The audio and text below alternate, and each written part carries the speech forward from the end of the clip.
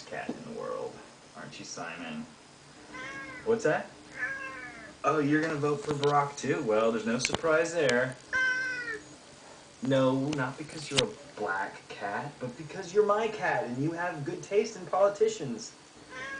Look, let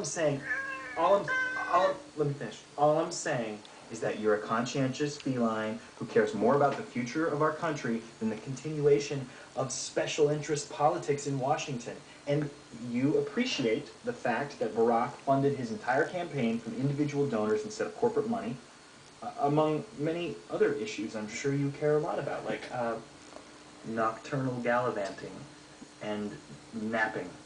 Barack is very strong on those issues.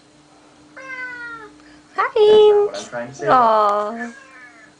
All I'm saying. You're watching that kitty cat. You do nap a lot.